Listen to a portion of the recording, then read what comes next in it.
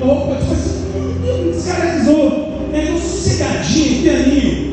E Jonas entrou naquele navio, e aquele navio começou a sentir naquela cidade. Mas no meio do caminho, aí que tem a história. No meio do caminho, Jonas começou a se levantar uma grande tempestade.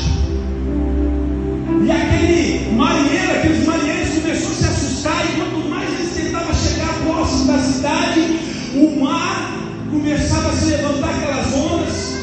Eu não sei como que era, mas o interessante que Jonas estava tentando fugir da presença de Deus. Deus deu uma ordem para Jonas, e Jonas tentou. Jonas, ele falou: não, eu vou para outro lugar, eu não vou pregar para aquele povo. E no meio do caminho a tempestade começou ali, com as minhas ondas sobre aquele barco, sobre aquele navio, e aqueles homens começaram a ficar desesperados.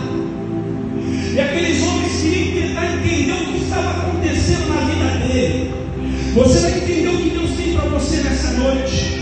E aqueles homens, com a própria força, tentavam chegar, tentavam continuar seguindo aquele caminho. Mas conforme eles remavam, mais a tempestade vinha sobre a vida deles. Chegou ao ponto de eles começarem a jogar os bens dele para dar uma aliviada da carga do navio. Começaram a ter percas materiais. E de repente eu creio que se você estivesse num navio no meio do mar, eu mesmo, e se eu estivesse vendo aquele navio, só de eu ficar vendo às vezes aquelas ondas vindo assim, eu não entrava em desespero. Mas o causador do problema, o que ele fez? A Bíblia nos diz que ele entrou no porão do navio e foi dormir. Enquanto o problema estava lá em cima, Jonas estava escondido, deitado no fundo. Agora vem a revelação de Deus para a minha vida e para a sua vida. Até quando você vai fugir dos planos de Deus na sua vida? Eu não te conheço, mas o Deus que nós servimos te conhece. Até quando você vai ficar dando desculpa? Até quando? Eu me lembro quando eu servi o exército, o general chegava e falava assim: olha isso aqui, irmão, mas obedecia. E eu quero dizer para você nessa noite, eu não te conheço, mas existe uma ordem de Deus sobre a sua vida. Existe um chamado de Deus na sua vida. E a palavra de Deus para você hoje é: até quando você vai ficar correndo do chamado que Deus tem para você nessa noite? Aí você não entende, nós não entendemos. Assim Jonas estava fugindo do chamado que Deus tinha para ele naquele dia, naquele momento. E Jonas, ele via que estava tudo acontecendo. Às vezes nós não entendemos porque na nossa casa está dando tudo errado. Às vezes nós não entendemos porque a nossa vida financeira está errada. Às vezes nós não entendemos porque nada está dando certo. E às vezes nós culpamos o nosso inimigo. Às vezes 80, 90% pode ser ele. Mas às vezes as consequências que não está dando certo, as coisas que não estão dando certo na nossa vida, às vezes somos nós.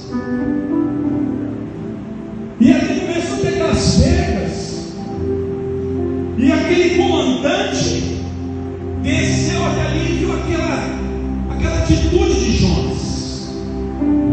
E a atitude de Jonas chamou a atenção daquele comandante. E aquele homem começou a perguntar para Jonas: o que você está fazendo aqui? Se fosse eu no dia, eu falava: pai, o que você está fazendo aqui embaixo? O que está acontecendo? O navio está afundando. E você está aqui embaixo, o que está acontecendo? E ali lançaram os cortes e descobriram que o causador daquele problema era Jonas. Quando eles perguntaram: quem que você é? Ele falou: eu sou Jonas. Eu sirvo Deus vivo. Quando começaram os homens a entender, os homens a começaram: não, o que você está fazendo aqui, rapaz? Como você veio parar aqui? Não, mas só que o interessante é que Jonas, ele assumiu a sua responsabilidade. Até quando nós vamos ficar colocando desculpa?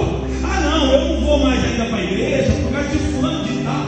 Ah não, meu ministério ainda, eu não vou voltar a pregar porque o fulano de tal levantou a mão e não sei o quê. Até quando nós vamos ficar dando desculpa? Não, eu não vou louvar mais porque o ministério de louvor está fechado. Não, eu não vou entrar mais no ministério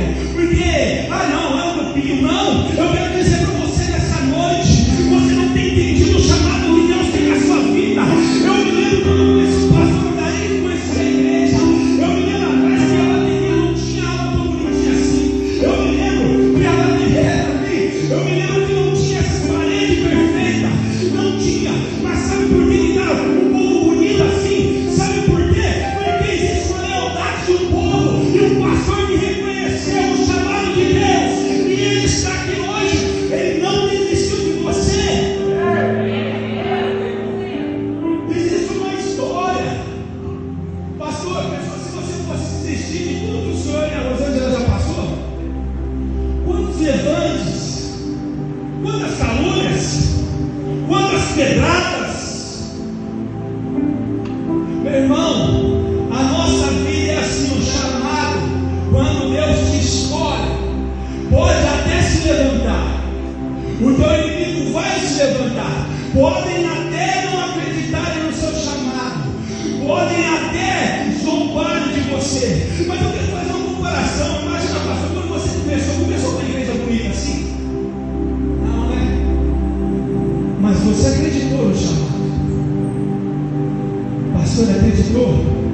Você precisa acreditar no chamado que Deus tem para você nessa noite. Você tem um chamado, você é escolhido de Deus. Essa igreja precisa de você.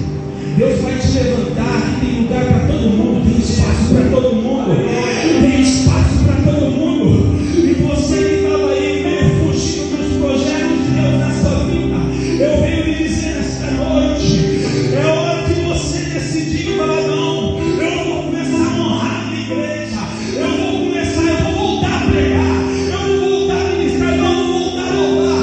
É hora, é o tempo de Deus para a nossa vida, aonde quando nós entendemos o chamado de Deus, as coisas mudarão. Às vezes as brigas no nosso lar, às vezes no teu casamento, a tua família de mal a pior. Mas por quê? Será que você tem entendido o chamado de Deus? Será que você tem entendido o propósito de Deus? Às vezes você tem fugido de Deus e Deus tem permitido essas coisas acontecerem na sua vida para que você ore, para que você entenda que através da oração, a oração ela muda. A Bíblia nos diz que Moisés estava no deserto ali, Moisés falou, o Senhor, e Deus respondeu. A Bíblia nos diz que Josué, quando estava na batalha, ele orou e o Senhor respondeu. A Bíblia nos diz que era aquele milagre e Deus mandou o Samuel. Foi através da oração. Glória a Deus. A oração ela muda a história. Mas a oração não nos poupa da aflição. Jesus um dia estava aflito, orando. Jesus sabia tudo que ia passar. E Jesus disse: Pai, se é possível, passa de mim este cálice, mas todavia seja feita a tua vontade. Paulo orava no